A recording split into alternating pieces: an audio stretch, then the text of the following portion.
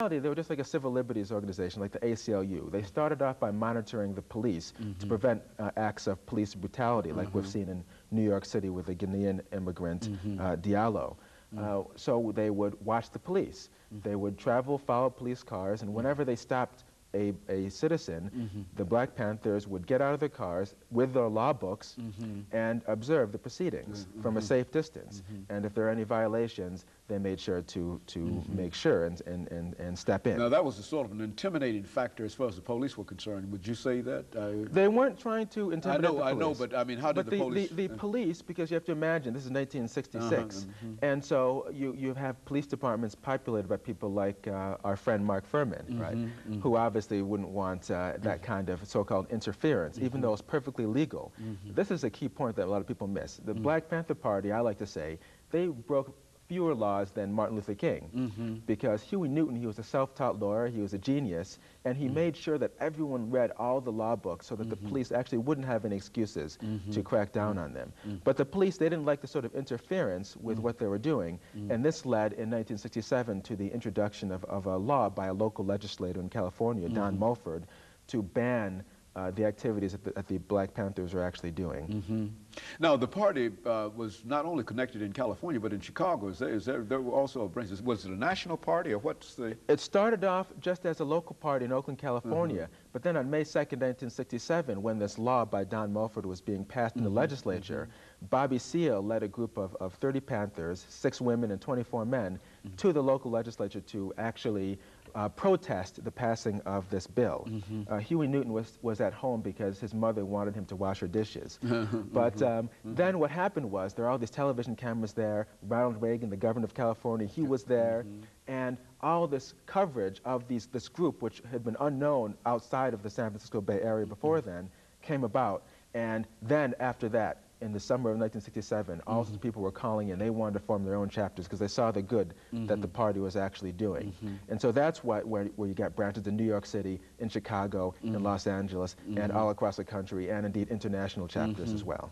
You know, when you talk about that party, how did that party relate to some of the things that were going on in reference to civil rights at that particular time? Well, even though that part of the history is often referred to as the Black Power movement as opposed to the Civil Rights movement, in reality, what the Black Panthers are trying to do, it was a continuation of the efforts of people like Malcolm X, even Martin Luther King. They may have had different methods, but they had identical goals. Both were concerned about the war in Vietnam and ending that. Both were concerned about the economic improvement of the conditions facing Black people. Both were concerned about the violence in American cities. The Black Panthers, contrary to the myth, actually tried to prevent riots because they saw that riots were just an excuse for police who were so minded to actually go in and arrest people, hurt people, shoot people. They actually just wanted Black people to build up their communities rather than tear them down. Now, Bobby Seals, I think we saw him quite recently on another show. What's his position now? Is he still a part of the Panther organization, or is he still active in the organization? Well, officially the Black Panther Party disbanded in 1980, and its heyday was really from 1966 to 1971. That's when Bobby Seale wrote the book Seize the Time, facing numerous trials just for advocating his political beliefs.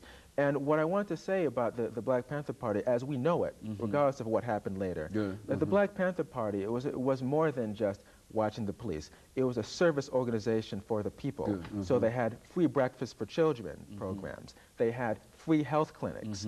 They were the first group, actually, to identify that sickle cell anemia was a problem for people of African descent.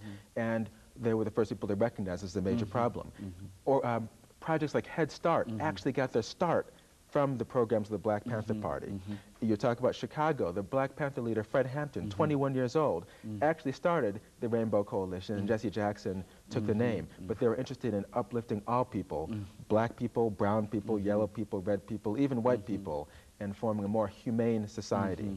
And and of course, we've got about 30 seconds here, Dr. Farley, before we have our first commercial break today. But essentially, that's the information we wanted in reference to this party. And you would date it from the 1960s down through the 1980s and say that for the most part, there are no real active chapters of that organization today? No, there are not. Although there are the new Black Panthers, but they're different. So in a real sense, we're really talking about an item that is already set in history in a real sense. Is that what we're saying? Yes. And we'll be back with our audience after this first commercial break.